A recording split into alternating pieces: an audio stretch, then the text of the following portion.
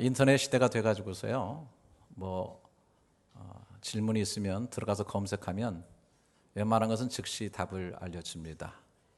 제가 어떻게 하면 구원을 얻을 수 있을까요? 이렇게 다음 검색창에 들어서 쳐보니까 참 감사하게도 좋은 분들의 아주 복음적이고 성경적인 글들이 많이 올라와 있는데, 또 반면에 이단들의 글도 많이 올라와 있고요. 또 얼토당토 않다, 믿음으로만 구원받는다는 이런 것 때문에 기독교가 싫다 하면서 여러 가지 그 증거와 사례들을 들어서 그 구원의 교리에 대해서 반박하는 그런 데들도 많이 올라와 있는 것을 보게 됩니다. 그렇게 인터넷 공간이 열려지다 보니까 전에 우리가 당연하게 그냥 그런 줄 알고 신앙생활을 했던 그런 것들이 자꾸 이제 논의가 활발하게 되어지고, 또 그런 것을 보게 되면 갑자기 내가 믿는 게 뭔가, 내가 하고 있는 이 신앙의 행위들이 뭔가라고 하는 것을 생각하면서 혼란에 빠지기도 하고요. 여러 가지로 복잡한 그런 상황 속에 있고, 요즘 또 기독교가 상당히 지탄을 받고 공격을 받고 있기 때문에 우리의 마음이 더 무거워지는 그런 경우도 많이 있습니다. 저는 위기는 곧 기회라고 생각하거든요. 그런 걸 통해 가지고 우리가 믿는 바를 다시 한번 정확하게 할 수 있고, 그냥 무심코 했던 그런 것들 속에서 내가 진정으로 붙잡고 가야 될 중요한 것이 무엇인가라고 하는 것을 생각할 수 있기 때문에 잘 정리하면 오히려 신앙생활에 큰 도움이 된다, 그렇게 생각을 하거든요. 오늘 본문에도 오랫동안 율법에 의해서 11조를 드리고 있는 종교인들, 바리새인, 서기관들에 대해서 예수님께서 말씀하고 있는 그런 내용이 나옵니다. 23절에 보니까 화 있을진저 외식하는 서기관들과 바리새인들이여 너희가 박하와 회향과 근처의 11조는 드리되, 이렇게 얘기를 하고 있습니다. 여기 박하는 헤디 오스몬이라고 하는 그 헬라어인데요, 독특한 향내를 지닌 채소입니다. 출애굽기 12장 8절에 보면 그 6월절에 쓴 나물 양념으로도 쓰였었고, 또 그 향내가 아주 좋아서 회당의 방향제로도 쓰이기도 했습니다. 또 회향은 헬라어로 안네돈이라고 부르는데요, 이건 미나리과에 속한 식물이고 약품과 향료로도 사용됐습니다. 또 근체도 케미논이라고 부르는데 역시 미나리과에 속하면서 향기로운 열매를 맺는데 양념이나 약품으로 쓰였던 그런 채소입니다. 근데 이러한 식물들은 그 이스라엘 농작물 중에서 매우 사소한 수확물입니다. 따라서 이런 사소한 식물들이 이렇게 나열한 것으로 보아서 이 서기관과 바리새인들이 얼마나 그 11조를 드리는데 그 정성을 다했는지 우리가 알 수 있습니다. 굉장히 작은 것, 굉장히 지엽적인 것, 그런 것들도 아주 낱낱이 이렇게 헤아려 가지고서 아주 섬세하게 그렇게 11조를 드렸던 모습을 보게 됩니다. 레위기 27장 30절의 말씀에 의거했죠. 그리고 그 땅의 10분의 1, 곧 그 땅의 곡식이나 나무 열매는 그 10분의 1은 여호와의 것이니 여호와의 성물이라. 그래서 이런 걸 잘 지키기 위해서 그냥 법을 더 만들고 해가지고 더 섬세하고 더 구체적으로 지키려고 노력을 했던 것입니다. 그런데 주님께서 말씀하셨거든요. 이렇게 말씀하셨어요. 율법에 더 중한 바 정의와 긍휼과 믿음은 버렸도다. 참 놀라운 말씀이죠. 열심히 하는 건 좋았는데 그 율법의 본질과 내용, 다시 말해서 율법 속에 있는 그 공의, 정의죠. 그리고 그 속에 흐르고 있는 그 사랑과 긍휼, 그리고 하나님에 대한 믿음, 이런 더 중요한 본질적인 것들이 자꾸 빠져나갔다는 것입니다. 그러니까 더 중요한 이런 것들을 회복하고 채워야 된다고 말씀하시는 것입니다. 그리고 이제 끝에 가서 이렇게 말씀하시죠. 그러나 이것도 행하고 저것도 버리지 말아야 한다. 그 내용도 중요하고 그 껍질도 다 중요하다. 그렇게 주님께서 말씀을 하셨습니다. 이 말씀을요, 깊이 묵상을 하고 이 말씀을 잘 깨달으면 요즘 일어나는 혼란스러운 그 신앙의 문제들을 제대로 잘 정리할 수 있어요. 그리고 참 신앙의 원리들을 붙잡고 좀 더 풍성하고 성숙한, 그리고 아주 깔끔한 그런 신앙생활을 해나갈 수가 있다라고 하는 것입니다. 자, 제가 이 말씀에 빗대어서 첫 번째 얘기하고 싶은 것이 주일 성수 문제입니다. 인터넷에 올라가면 이 내용에 많이 논의가 일어나고 있습니다. 특별히 안식교를 비롯한 하나님의 교회 이런 이단들이 주일보다는 안식일인 토요일을 지켜야 된다고 강조하고 있습니다. 이들은 그 잘못된 로만 카톨릭에서 태양신을 숭배하던 일요일을 휴일로 정하고 그것으로 안식일을 옮겼고 그렇기 때문에 이것은 이단적인 것이라 그렇게 얘기를 합니다. 그래서 자신들이 정말 성경적으로 잘 믿는 것이고 현 우리 같은 교회들이 배교하고 타락했다고 주장을 하고 있습니다. 정말 주일을 지키는 것이 맞는가 혼란스러울 수밖에 없죠. 사실 성경에 보면 안식일을 지키라는 명령 굉장히 많지만 주일을 지키라는 말은 없습니다. 여러분 잘 아시는 대로 심지어 십계명에도 제4계명에 안식일을 기억하여 거룩하게 지키라. 출애굽기 20장 8절에 그렇게 말씀하셨죠. 그 안식일이 주일로 바뀌었다 이렇게 주장하는 이것도 사실은 성경적으로 납득하기 굉장히 어려운 사실이 있습니다. 안식일 대신에 주일을 지키라 이렇게 정확하게 성경에서 말한 내용이 없기 때문입니다. 그래서 요즘 심지어 어떤 목사님들도 성경을 깊이 읽다가 양심선언한다고 그 인터넷에 보면은 나 잘못 알았다고 주일 지키는 것이 아니고 안식일 지켜야 된다라고 그렇게 하면서 진실하게 나오는 그런 분들도 여럿 계십니다. 근데 하지만 예수님도 그랬고 예수님 이후에 성경 어디에도 예수님 이후에는 안식일을 지키라고 강하게 얘기한 내용이 없습니다. 제가 알기에는 초기 기독교인들에게 이런 것 때문에 약간의 혼돈이 있었고 약간 중간기가 있었다 그렇게 생각합니다. 여러분 이 내용은 여러분들이 어디 가서 들을 수 있거나 또 인터넷상에는 어디서 확인할 수 없는 내용이기 때문에 여러분 귀를 쫑긋 세우고 여러분의 목사가 하는 얘기를 잘 들으시기를 바랍니다. 사도행전 2장에 보게 되면 그 처음에 이 땅에 이제 교회가 생겼잖아요. 성령이 임하시면서 예루살렘 교회가 최초로 생겨서 사람들은 상당히 원형적 교회 또 우리가 모델 삼아야 될 그런 교회로 많이 설교하고 얘기를 하고 있습니다. 그 사람들의 모습이 어땠냐면 사도행전 2장 43절부터 나오죠. 사람마다 두려워하는데 사도들로 말미암아 기사와 표적이 많이 나타나느니 믿는 사람이 다 함께 있어 모든 물건을 서로 통용하고 또 재산과 소유를 팔아 각 사람의 필요를 따라 나눠주며 날마다 마음을 같이하여 성전에 모이기를 힘쓰고 집에서 떡을 떼며 기쁨과 순전한 마음으로 음식을 먹고 하나님을 찬미하며 또 온 백성에게 친송을 받으니 주께서 구원받는 사람을 날마다 더하게 하시냐. 정말 멋있는 그 공동체죠.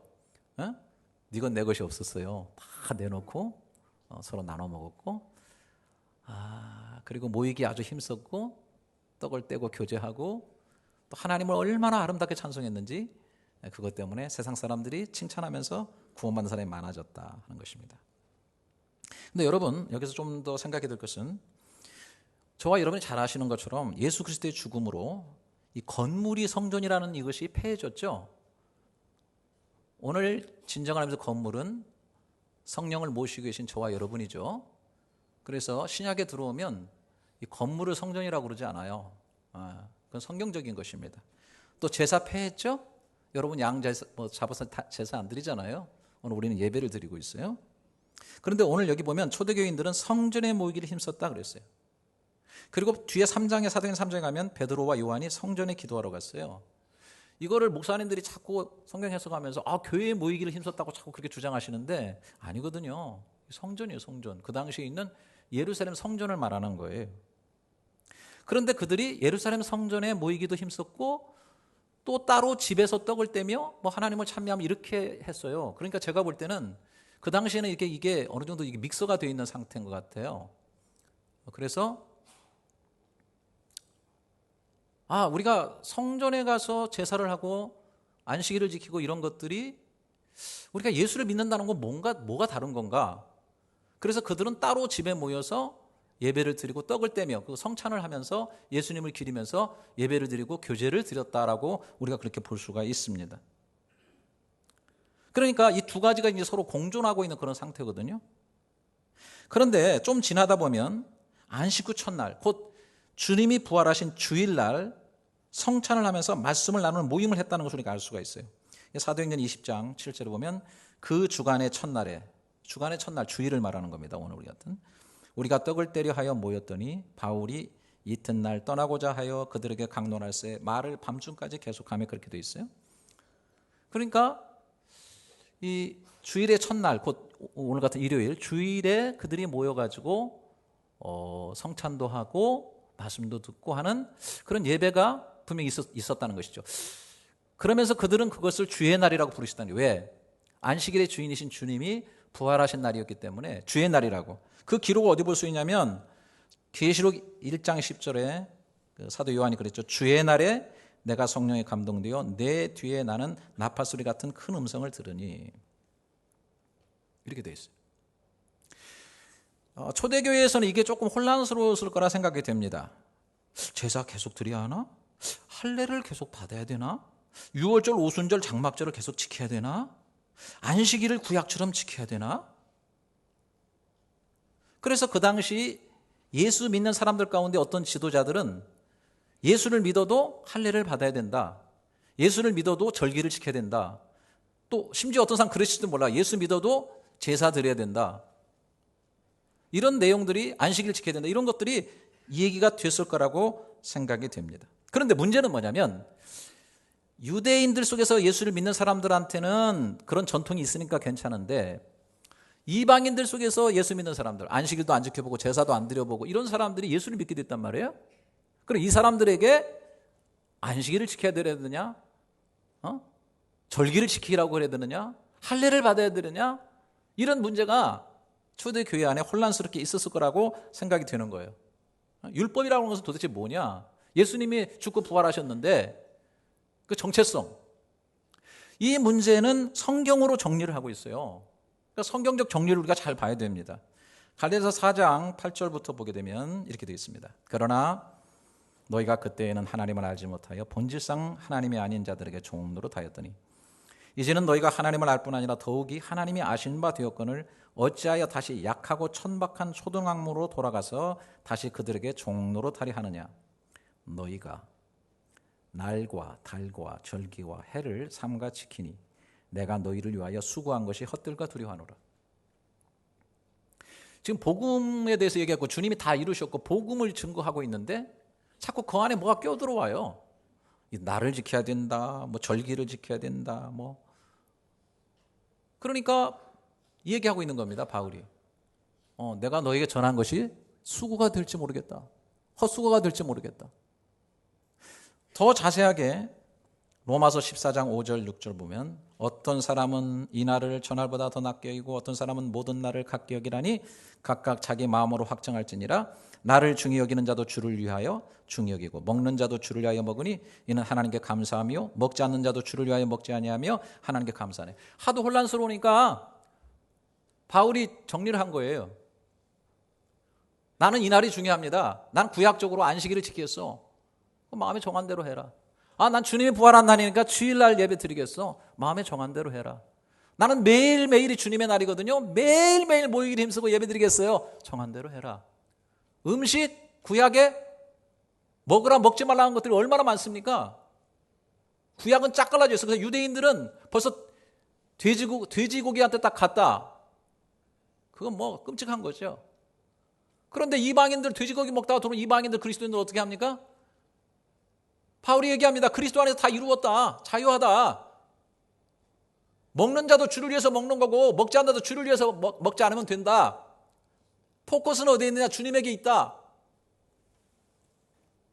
자, 골로새서에서 더 확실하게 말씀드리겠습니다. 골로새서 2장 6절부터 보면 그러므로 너희가 그리스도 예수를 주로 받았으니 그 안에서 행하되 그 안에 뿌리를 박으며 세움을 받아 교훈을 받은 대로 믿음에 굳게 서 예수를 주로 받았어요. 모든 것을 이제는 그 안에서 행하고요. 그 안에 뿌리 박고 세움을 입어서 믿음에 굳게 서야 됩니다. 누가 철학과 헛된 속임수로 너희를 사로잡을까 주의하라. 이것은 사람의 전통과 세상의 초등학문을 따릅니다. 그리스도 따름이 아니니라. 16절입니다. 그러므로 먹고 마시는 것이나 절기나 초하루나 안식일을 이유로 누구든지 너희를 비판하지 못하게 하라. 저 사람 왜 안식일 안 지켜요? 예수 믿는다고 왜 그래? 그런 비판을 하지 말라는 겁니다. 이것들은 장래일의 그림자일 뿐 몸은 그리스도의 것이다. 그건 그림자라는 거예요. 18절 아무도 꿈에는 겸손과 천사 숭배를 이유로 너희를 정죄하지 못하게 하라. 그가 그 본 것에 의지하여 그 육신의 생각을 따라 헛되이 과장하고 머리를 붙들지 아니하는지라. 온몸이 머리로 말미암아 마디와 힘줄로 공급함을 받고 연합하여 하나님의 자라게 하심으로 자란다. 머리는 그리스도라는 거예요. 핵심은 그리스도라고 하는 것입니다. 안식일의 주인은 그리스도예요. 여러분,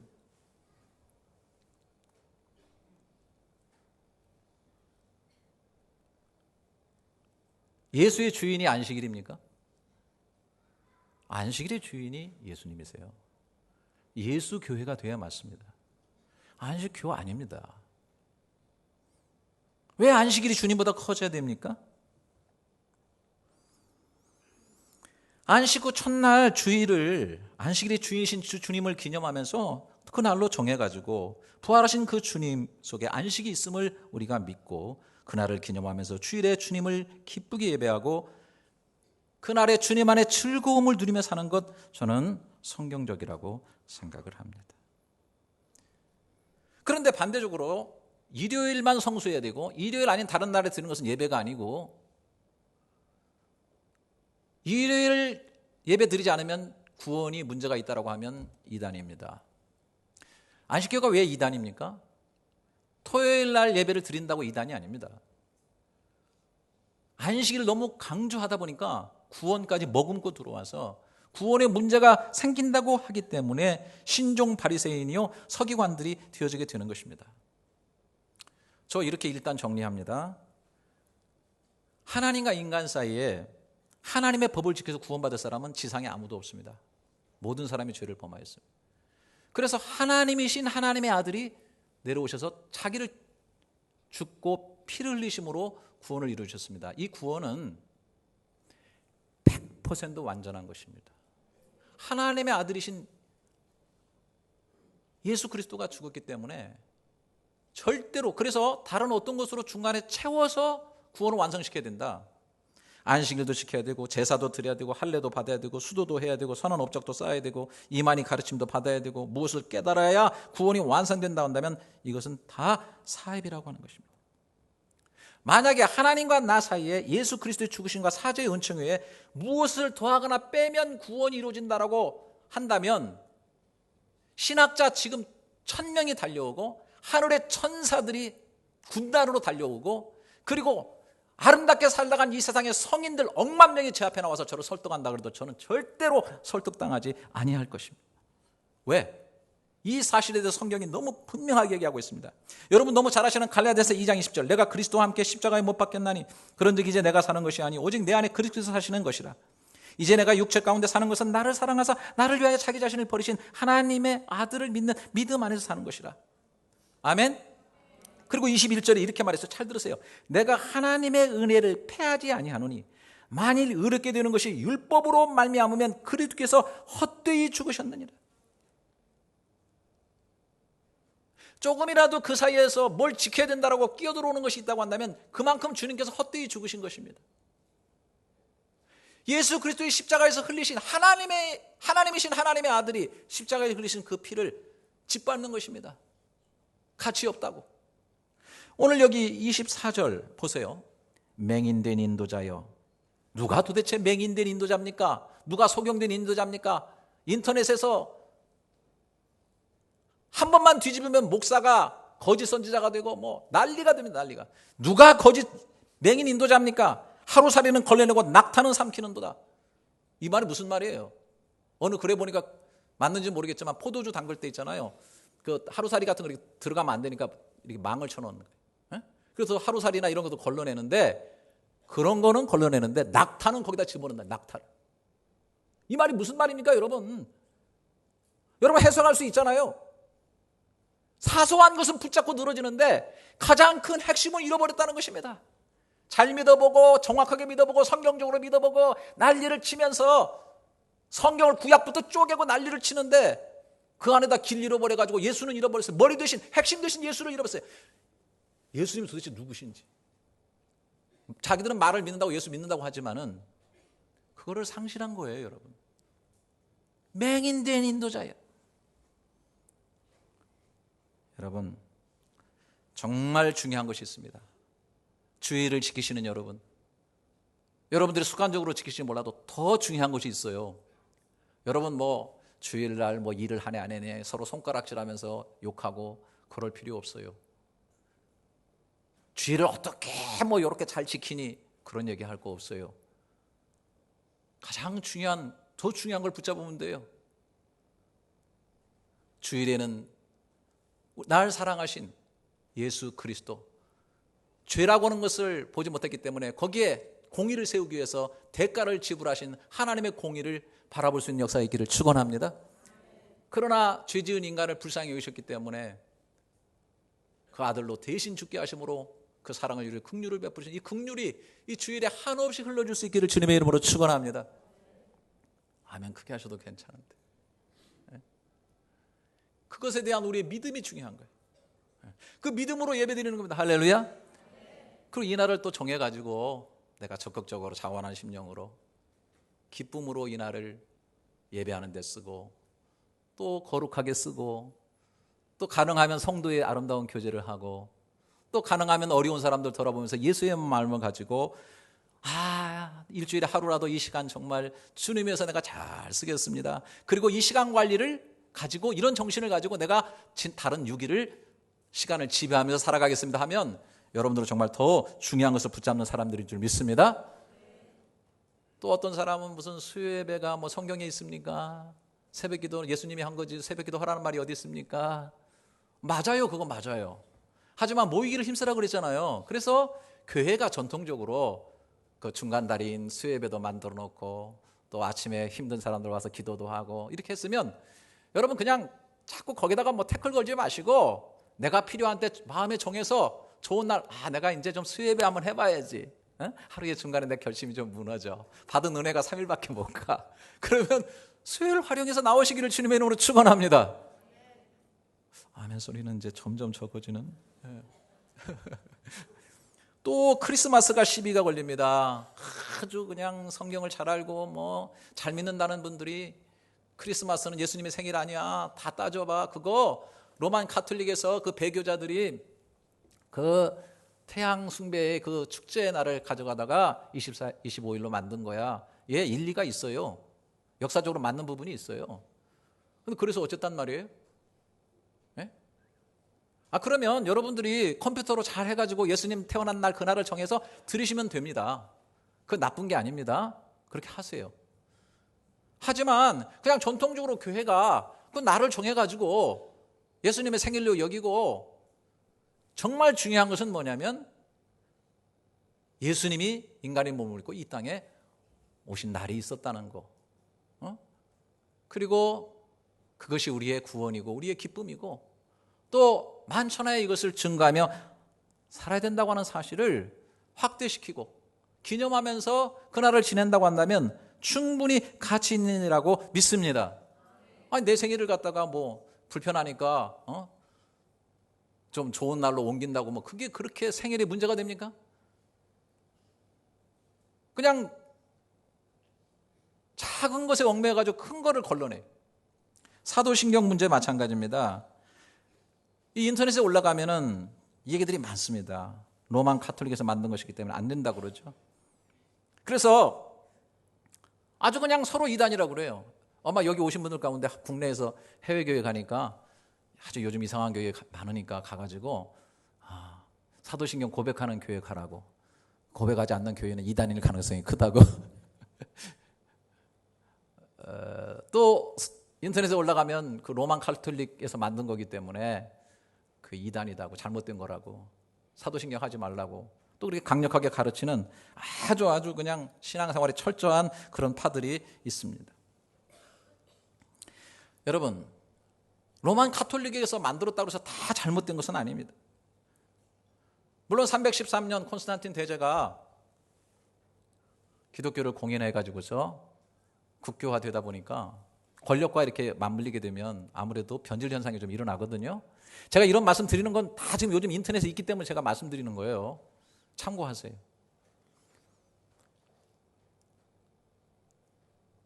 그런데 여러분, 하나님의 깊은 섭리도 있어요. 그렇게 기독교가 공인되었기 때문에 막 동굴에서 숨어있고 핍박받은 사람들이 다 튀어나올 수 있었고, 그들 중에 지도자들이 같이 모여가지고 성경 자체를 이렇게 통일된 교리로 정리하고 만들 수가 있었어요. 벌써 여러분 성경을 보시면 신약시대에 이미 예수님 죽으신 이후에 사도 요한 때 벌써 이단들이 있었어요. 영주주의라는 이단들이 벌써 나오고 있었어요. 예수를 신비롭게 해석을 하고 잘못 해석을 하고 이렇게 한 이단들이 자꾸 나오고 있었어요. 이미 출몰해가지고 횡행하고 있었다고요. 또 그런 일이 있었기 때문에 교회 지도자들이 모여가지고 그동안에 있었던 여러 가지 서신서들을 정리해가지고 소위 캐논이라고 하는 정경, 우리가 지금 보고 있는 66권을 그때 결정한 거예요. 물론 사람이 결정한, 이미 하나님이 정경으로 만들어 놓으신 거를 추인한 것 뿐이지만은 그런 일들이 있었고, 많은 공회의를 해가지고서 여러 가지 신조들을 만들 수가 있었거든요. 그래서 신앙이 정립될 수 있는 그런 귀한 기회가 있었다고요. 또 하도 이단들이 많이 생기니까 그런 걸 보호하기 위해서 통일된 신앙 고백이 필요하겠다 해가지고 만들어진 게 사도신경이에요. 사도신경은 사도들이 만든 게 아니에요. 사도들의 신앙을 계승해서 만들었다고 사도신경입니다. 그런데 로만 카톨릭적인 어떤 교리라든지 흐름이 그 뒤에 숨어 있는 건 사실입니다.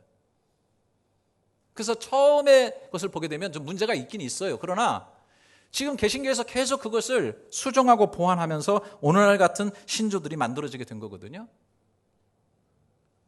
물론 어떤 사람은 하나하나 다 잘라가지고 나는 이래서 못 믿습니다. 나는 이래서 못 믿습니다. 사도신경은 믿습니다. 믿습니다. 이렇게 되어 있는데 나는 못 믿습니다. 못 믿습니다. 아주 똑똑하게 했어요. 하지만 제가 볼 때는 그건 너무 극단적으로, 여러분 한번 생각해 보세요. 교회가 어디 위에 서 있습니까? 예수님께서 마태복음 16장에 너희는 나를 누구라 하냐 했더니 베드로가 주는 그리스도시요 살아계신 하나님의 아들이십니다. 그랬더니 우리 주님께서 기뻐하시면서 그 위에 내가 교회를 세우리라 했는데, 캐톨릭은 베드로라는 인격 위에 교회를 세웠다고 하지만 우리 개신교도들은 성경 해석상 이렇게 전체적으로 볼 때 그 고백 위에 교회를 세웠다고 하거든요. 교회가 신앙 고백 위에 세워져 있는 겁니다. 이 고백은 얼마나 중요한지 몰라요. 그런데 이 고백 하나만 들어보세요. 주는 그리스도시요 살아계신 하나님의 아들입니다. 이게 완전한 고백입니까? 주님이 죄 씻는다는 말도 없고요, 뭐 구원받는다는 말도 없고요, 성령에 관한 내용은 삼위일체가 전체적으로 다 안 들어있고요, 통합된 전체의 교리를 보면 어떤 것들이 잘라보게 하면 이건 부족할 수밖에 없는 거예요. 그러나 이 안에 들어가면 이 자체 말은 틀림이 없어요. 맞는 거예요. 그렇기 때문에 전체적인 교리를 통일시키는 것은 매우 쉬운 일은 아닌 것입니다. 하지만 지금 역사적으로 전통적으로 쭉 만들어 온 이 사도신경이 그래도 우리의 기본 교리의 모든 것들을 잘 포함하고 있어요. 저는 사도신경 읽을 때마다 참 너무너무 좋아요. 마음이 뜨거워져요. 확신이 생겨요. 늘 고백하지만 좋습니다. 여러분, 정말 중요한 게 있어요. 여러분, 사도신경에서 도신을 빼면 사경, 사도신경에 사경을 헤맬 때가 많아요. 그냥 주르륵 생각도 안 하고 외워버린다. 그래서 예배 시작된 것을 알린다. 이거는 잘못된 거죠. 주기도문에서 기, 도 빼니까 주문만 되죠. 예배 끝나는 주문. 그런 것을 조심하라는 거예요. 정말 내 마음을 다해서 신앙의 고백을 하게 되면 우리가 같이 마음이 일치되고 같은 신앙을 고백하는 게 얼마나 좋습니까? 여러분 안심하고 사도신경 하시기를 바랍니다. 믿음을 가지고 가세요. 그 대신 확실한 믿음을 실어서 고백하세요. 조금 더 나갑니다. 술, 담배 문제도 좀 얘기합니다. 물론 성경에 여러 가지 해석이 있지만은 뭐 술은 좀 뭐 여러 가지 내용이 있어요. 담배 같은 경우는 하지 말라는 내용이 성경에 정확히 없습니다. 목사님들이 교변을 들으면서 뭐 배부르지 못해서 먹지 말라고 그래가지고 담배를 자꾸 얘기하시는데 자꾸 성경 가지고 무리하게 그렇게 하시면 곤란해져요. 깨끗이 인정합시다. 뭐 담배 펴도 됩니다. 그런데 처음에 우리 선교사들 우리나라 이렇게 들어오면서요, 보니까 너무 술 문제, 담배 문제, 그 다음에 뭐 축첩, 도박 이런 게 너무 심해서 처음부터 끊은 거예요. 그게 전통이 된 거예요. 지금도 장로교, 내가 들었어요. 우리 장로교, 우리 총장님한테, 우리 합신 총장님한테 들었어요. 장로교 목사님들 모임하는 장로교 본회의에 갔더니 꼴초 목사님들이 그렇게 많더래요. 계속 줄담배 피워대고 또 아예 공식적으로 독주를 갖다 놓고 마시면서 회의를 하더라는 거예요. 담배 안 피고 술 피해 다니는 목사들은 다 보면 바로 한국 목사들이래.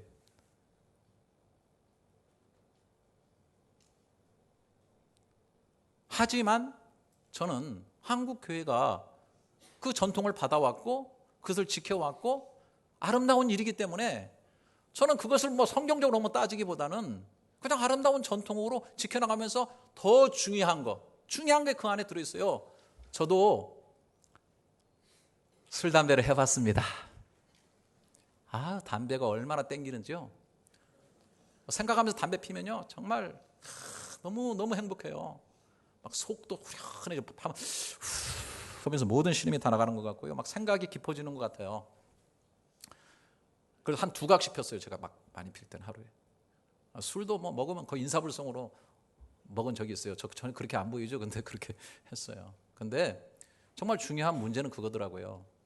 제가 어렵고 힘들면 기도하고 하나님을 찾아야 되는데요. 자꾸 손이 가네, 담배에 자꾸 손이 가요.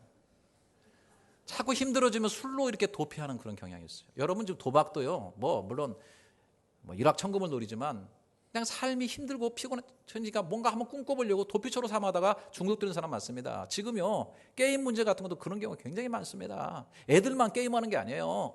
어른들이 게임에 빠지고요. 심지어 아주 진실한 크리스찬들도 게임에 빠져가지고요. 지금 정신 못 차리는 사람들이 많이 있습니다. 네? 거의 막 패인되다시피 하는. 정신을 차려서 영혼의 불을 밝혀가지고 말씀을 읽고 기도하면서 어려운 일 있을 때 하나님을 의지해야 되는데 생활이 힘들고 어려우니까 그냥 그쪽으로 다 잊어버리고 도피하는 거예요. 네? 사랑하는 식구들 모든 사람들에게 특별히 자녀들에게 내가 정말 기도하는 아버지요 성경 있는 아버지로 보여줘야 되는데 밤마다 게임하고 밤마다 도박하고 그런 아버지로 보여진다는 거예요. 이게 얼마나 슬픈 현실입니까? 근데 그렇게 빠져 들어간다는 거예요. 그런 걸 끊으라는 거예요. 요즘 한국 사회가 기독교 따라옵니다. 기독교 비난하면서 다 따라옵니다. 불교도 다 따라옵니다. 여러분 요즘 담배 피면요 갈 데가 별로 없어요. 다 원숭이 같이 생겼어요. 여러분 다 제한구역이잖아요. 요즘 술 먹지 말라고 새누리당의 그 어른이 그 한 말씀 하시잖아요. 낮술을 먹지 말라. 나도 먹어봤지만 안 좋다. 요즘 세월호에 첨예한 그런 어려운 가운데 있는데 그 유가족 대표들이 그 저녁에 모여가지고 물론 힘드니까 술로 이렇게 했겠지만은 국회의원들까지 술 먹고 해가지고 요즘 대리운전기사 폭행해가지고 얼마나 지금 문제가 많습니까? 사실은 어디로 가버리고 어쨌든 좌우지간 간에 지금 엉망진창이 된 거 아닙니까? 사회 속에 그런 게 굉장히 많습니다. 교회가 이런 것들을 잘 정해가지고 좋은 모델로 이렇게 만들어 놓으면 자꾸 거기에다가 성경적으로 뭐 달지 말고 그 안에 정말 중요한 것, 내 신앙의 아름다운 정절들을 지키고 또 어렵고 힘들 때 하나님을 의지하고 하나님 앞에 내려놓고 하나님께로 더 가까이 가고 술 한잔 먹고 담배 펴서 얻는 기쁨보다도 하나님과의 긴밀한 교제 속에서 얻는 신령한 기쁨을 자꾸 추구하셔서 그쪽으로 자꾸 가서 여러분의 영혼과 삶이 정말로 건강해질 수 있기를 주님의 이름으로 축원합니다. 11조 문제 뜨겁습니다. 지금 인터넷에 올라가면은 11조 문제 참 굉장히 경론이 이루어지고 있습니다. 오늘 예수님께서 11조에 대해서 얘기하셨지만 결론이 뭔지 참 애매합니다. 우선 11조는 초창기부터 우리가 쭉 봐야 되는데 어쨌든 이번에 보니까 어느 교단에서는 11조를 드리지 않으면 등록교인으로 인정하지 않겠다는 지금 그게 헌의가 총회에 올라가 있어요. 우리도 그렇게 할까요? 어떤 목사님은 11조 드려야 된다고 어떤 신학자들이나 또 어떤 목사님들 굉장히 보수적이고 성경적인 목사님들은 11조를 드리면 안 된다는 것을 강력하게 주장하는 사람도 있습니다. 인터넷에 올라가. 또 11조를 강조하면서 이단이라고까지 얘기하는 그런 분들도 있습니다. 과연 어떻게 하는 것이 맞는 것인가? 우선 11조는 처음에 자원에서 드렸어요. 아브라함이 연합군을 멸하고 조카 롯과 가족들을 구하고 전리품을 가져갔을 때 멜기세덱 왕에게 11조 드렸다는 얘기 나오거든요. 뭐 어디 명령도 없었어요. 그래서 박윤선이라고 하는 주석학자가 하나님께서 계시의 빛을 비춰주셨다. 그래서 11조는 하나님께서 원래 원하시는 계시적인 것이다, 그렇게 얘기하기도 합니다. 야곱도 12조를 자원해서 드리겠다고 얘기하지 않았습니까? 그런데 이것이 레위기나 신명기에 와가지고는 법제화됐어요. 그래서 모든 것의 수입의 10분의 1을 드리라, 그렇게 얘기를 했고요. 또 이것을 구조적으로 얘기하게 되면은 그 이스라엘에 12지파가 있었거든요. 근데 그 중에 한 지파가 레위 지파입니다. 이 레위 지파는 저처럼 이렇게 제사장 직무를, 제가 제사장이라는 말 아니에요. 이런 그런 그 당시에 종교적인 직무를 했던 사람들입니다. 그래서 11지파가 11조를 드려요. 그 드리면 그것을 가지고 이 레위 지파가 그걸 가지고 삶을 살면서 그다음에 그 제사의 일과 하나님의 일들을 감당하도록 그렇게 구조로 되어 있어요. 그럼 우리가 알겠죠? 11지파가 주는 걸 가지고 있으니까 평균보다 하나 많은 정도의 수준을 가지고 이 레위 지파의 사람들이 살도록 그렇게 되어 있었던 것입니다. 그래서 하나님은 그걸 가지고 하나님의 집에 양식이 있게 하고 일을 하도록 하게 한 거예요. 그래서 말라기 3장 10절에 여러분 너무 잘 아시는 만군의 여호와가 이르노라 너의 온전한 11조를 창고에 들여 나의 집에 양식이 있게 하고 그것으로 나를 시험하여 내가 하늘 문을 열고 너에게 복을 쌓을 곳이 없도록 붙지 아니하나 보라 그랬어요. 내 집에 양식이 있게 하라는 거예요. 여러분, 지금 우리가 해외교회지만요, 여러분들이 만약에 삶 가운데서 정말 진정한 의미의 11조를 누구나 빠짐없이 다 하신다고 한다면은 여기 정말 교역자들이 충분하게 양식이 있어서 자유롭게 일할 수 있고요. 교회가 선교적으로 일하고 뭐 일하고자 하는 것을 마음 놓고 이 정도 인원이면 하고도 남을 정도로 충분히 할 수 있습니다. 그런데 이제 교회가 하나님의 나라가 이제 자꾸 타락되고 사람들이 타락될 때는 이런 일들을 지켜지지 않기 때문에 계속 지키라고 말씀하시면서 그 말라기 선지에 보면은 뭐 11조 하지 않으면은 너희가 도둑놈이다. 왜 나의 것을 도둑질하느냐. 그 다음에 심지어 말하기를 야 내가 창고에 너희 창고에 쌓아뿐 아니라 시험까지 해보라 막 그럴 정도로 강력하게 말씀하신 거예요. 그런데 목회자들이 이것을 가지고 너무 강조하면서 하다 보니까 너무나 큰 폐해가 있었다고 하는 사실입니다. 그래서 많은 성경학자들이 또 이렇게 얘기를 합니다. 아니 제사도 폐했고 안식일도 폐했고 다 예수 안에서 완성되고 폐하게 되는데 왜 유독 11조만 시퍼렇게 살아있느냐. 여러분 맞습니다. 11조는 구원과 관계없습니다. 11조는 강제 규정도 아닙니다. 그러나 여러분 똑같이 살아있는 겁니다. 오늘 주님께서 말씀하신 것과 마찬가지인데요. 그 원리와 그 11조라는 원리 뭡니까?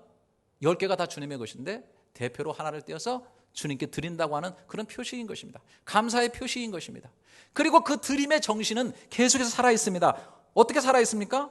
신약 성경에 말했어요. 고린도후서 9장 5절부터 보게 되면은 그러므로 내가 이 형제들로 내가 너에게 가서 너희가 전에 약속한 연보를 미리 준비하도록 권면하는 것이 필요할 줄 생각하였노니 이렇게 준비하여야 참 연보답고 억지가 아니니라. 이것이 곧 적게 심는 자는 적게 거두고 많이 심는 자는 많이 거둔다 하는 말이로다. 각각 그 마음에 정한 대로 할 것이요 인색함으로나 억지로 하지 말지니 하나님은 즐겨내는 자를 사랑하시느니라. 하나님이 능히 모든 은혜를 너희에게 넘치게 하시나니 이는 너희로 모든 일에 항상 모든 것이 넉넉하여 모든 착한 일을 넘치게 하려 하십니다. 하나님의 모든 일에 넉넉해서 모든 착한 일을 넘치게 하게 하시려고 하나님께 드림의 삶을 살으라고 씨앗처럼 심으라고 분명하게 신약에 강조를 하고 있습니다. 이 정신이 지금도 살아있어서 여러분 마음속에 정하시는 것이 필요합니다. 내가 정하는 겁니다. 구약의 율법적으로 정하는 것이 아니고 오늘 사랑하신 여러분 10분의 1을 드리시든지 1을 드리시든지 3을 드리시든지 안 놀라시네 4를 드리시든지 정하셔가지고 드리십시오. 어떤 분들은 아이고 조금 드리기 민망해 부끄러워. 그거 아닙니다. 여러분들의 소득의 11조 전체 벌이의 11조를 드리면 너무 아깝게 생각되시면 내가 쓰는 용돈의 11조라도 시작하겠다고 여러분들 스스로가 정하시는 게 필요합니다. 나는 목사로서 내 스스로가 양심 속에서 그렇거니와 사랑하는 교우 여러분들이 다 스스로 정해서 하시기를 바랍니다. 그만큼 하나님께서 여러분들에게 모든 착한 일에 넉넉할 수 있도록 채워주시는 은혜가 있기를 주님의 이름으로 축원합니다. 예배, 성경 읽기, 기도, 헌금, 구제, 선한 일 다 율법적이고 강제 규정으로 되어진 내용들이 없습니다. 거의 없어요. 구원과 의로움과 승리의 삶은 예수 안에 이루어지고 주어집니다. 그러나 이러한 삶이 더욱 누려지고 성숙하게 하기 위해서 교회가 함께하면서 정해지고 만들어가는 그런 일들을 잘 활용할 필요가 있다는 것입니다. 여러분, 열왕기하에 보면 엘리사가 그 선지생도 부인이 선지생도가 죽어버렸어요. 그 과부가 너무 힘들어가지고 하소연합니다. 내 두 아들이 있는데 지금 노예로 다 팔려가게 됐습니다. 빚이 많아가지고요. 그럴 때 너 집에 그릇 한 그릇, 저 기름 한 그릇 있지? 그거 가지고 와. 그리고 집에 있는 그릇 다 내놓고 밖에 나가서 모든 그릇 다 빌려와. 그리고 아들하고 다 가져왔어요. 자, 부어. 부었더니 붓는 것마다 그릇에 다 기름이 흘러 넘쳤거든요. 저는요, 두 가지가 다 필요하다고 생각합니다. 기름은 내용이에요. 흘러 넘치게 해주십니다. 그런데 그릇이 필요합니다. 기름이 중요하다고 그릇 깨버리는 사람, 어리석은 사람입니다. 그릇만 좋다고 올려놓고 내용이 안 차면 허무한 것입니다. 여러분이 오늘 주님께서 말씀하신 이 본문의 내용을 깊이 한번 생각하셔야 됩니다. 그래서 여러분들이 정말 예수 믿고 구원받아서 완벽한 구원의 은혜를 누리고 하나님의 자녀된 삶을 살아가실 때에 여러분의 삶 가운데서 그릇들을 정하십시오. 뭐 더 좋은 것은 교회가 전통적으로 함께하는 이런 그릇들, 성경에서 구약에서나 이렇게 제시했던 그런 모형의 그릇들을 이렇게 만들어 가지고 그것에다 여러분 하나하나 기름을 채워나가듯 하나님의 은혜와 축복들을 여러분들이 채워나가는 거예요. 여러분, 다니엘이라는 이름을 쓰시는 분들 굉장히 많은데 저는 구약의 다니엘을 너무너무 좋아해요. 제 아들도 데니엘 킴이라고 데니엘이라는 이름을 쓰고 있는데요. 여러분, 바벨론의 포로로 잡혀가서도 바벨론 대제국의 4대에 걸쳐서 재상을 한 사람입니다. 정치가 파도치고요, 세상이 흔들려도요, 이 사람 흔들리지 않습니다. 기도에 무릎을 꿇고요, 어디 끝까지 봤냐면 오늘 저와 여러분이 사는 인류의 종말 끝까지 그를 바라본 사람들입니다. 그래서 예언을 연구한 사람, 미래에 대해서 연구하는 사람들은 다 다니엘서를 보도록 되어 있습니다. 그 정도로 다니엘은 미래까지 훤히 내다본 완전히 영혼의 등불이 켜진 그런 사람이었는데 그렇게 되어진 결정적인 단서를 저는 성경에서 봅니다. 여러분, 다니엘서 1장 8절에 다니엘은 뜻을 정하여 왕의 음식과 그가 마시는 포도주로 자기를 더럽히지 아니하리라 하고 자기를 더럽히지 않도록 환관장에 구했다 그랬습니다. 여러분, 자, 뜻을 정했습니다. 내가 왕의 상에서 오는 거 먹지 않겠다. 여러분, 그것은 껍질이에요. 그렇게 정한 겁니다. 자기가 하나의 그릇을 정한 겁니다. 내용은 뭡니까? 나는 그들이 섬기는 우상이나 이런 신들의 영향을 받지 않겠소. 그들의 권력을 탐하면서 그들과 버무러져서 내 자신을 더럽히지 않겠소. 나는 이것을 통해서 내 자신을 더러우면서부터 지키겠소라고 하는 내용이 그 속에 들어있는 겁니다. 자기가 그런 선을 만들어 놓고 하는 거예요. 저도 제 삶을 바라보면 그런 것들이 굉장히 많이 있습니다. 나는 이것을 하겠다. 나는 내 자신을 잘 알아요. 내 컴퓨터를 워낙 좋아하기 때문에요. 처음부터 제가 썼고요. 첫 게임 나올 때부터 공주 구하러 가는 거 있잖아요. 그걸 했던 사람이 내가. 공주를 구하고야 말았어요. 내가 한번 빠지면 식음을 전폐하고 말려드는 저 자신을 알기 때문에 그 다음부터 게임은 절대로 하지 않겠다고 끊어버렸습니다. 할렐루야. 그러니까 얼마나 정신이 맑고 똘이 떨어 깨끗한지 몰라요. 뭔가 묵상하면요, 막 묵상이 팍팍 깊이 들어갑니다. 에? 나는 내 스스로가 뭘 하지 않겠다. 뭐 그거 가지고 치사하게 뭐 이렇게 뭐 세우냐, 그게 아니고 나는 그 내용이 중요하기 때문에 그 내용을 위해서 내가 길목들을 지켜놓는 거예요. 에? 나는요, 여러분 다 아시겠지만은 아무도 없는 데서 아무리 중학생 여학생이라도 내가 여학생하고 같이 어디를 간다거나 커피 마시러 간다거나 그러면 역사가 없어요. 내가 그걸 잘했다는 게 아니라 나는 그것이 내가 왜 다 큰 어른인데 내가 중학생하고 여학생하고 내가 커피 한 잔 못 마십니까? 아무도 없는 데 가서. 하지만 그건 내 자신을 지키려고 내가 그걸 만들어 놓은 겁니다. 목회선상에서 나는 내 스스로가 내가 지키려고 하는 거예요. 노력하는 거예요. 어쩔 수 없이 그런 상황이 되면 그럴 수도 있겠죠. 그것이 중요한 게 아니에요. 내가 그걸 가지고 지키겠다는 내용물이 있는 겁니다.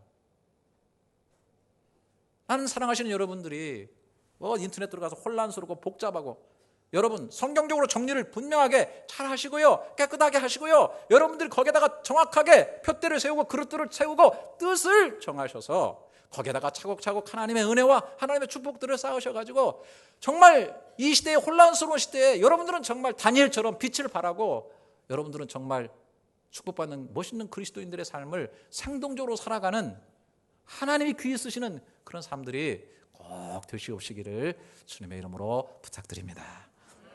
기도하겠습니다. 하나님, 저에게 주일 성수 주셨고 또 교회에 좋은 모임들 주셔서 은혜 주시니 감사드립니다. 소중히 여기고 마음을 잘 정해서 잘 참여하며 중요한 것들, 오늘 말씀대로 더 중요한 것들을 늘 얻게 해 주시옵소서. 일치된 신앙 고백을 통해서 예배할 때마다 성령의 은혜가 넘쳐나게 해주시고 또 전통적으로 내려온 술, 담배, 마약, 게임, 도박 이런 것들의 종로로 타지 않고 끊어버리고 우리 하나님만 더욱 의지하고 섬기면서 힘든 삶의 피난처를 삼고 또 하나님 관계에서 건강하고 온전한 기쁨을 누리면서 살게 해 주시옵소서. 12조를 비롯한 모든 헌금 생활을 통해서 주신 자가 하나님이심을 기억하고 기쁨으로 드리는 행복을 누리고 평생 살면서 마음 뜨겁고 감격되게 하나님 나라를 위해서 기여하는 멋진 삶을 살게 해 주시옵소서. 오늘 또 드리는 모든 헌금들 그리고 매일 드리는 예배 봉사들 받으시고 신는 대로 거두게 하시겠다는 오늘 약속의 말씀처럼 풍성한 거둠의 은혜가 넘치게 하여 주시옵소서. 예수님의 이름으로 기도드립니다.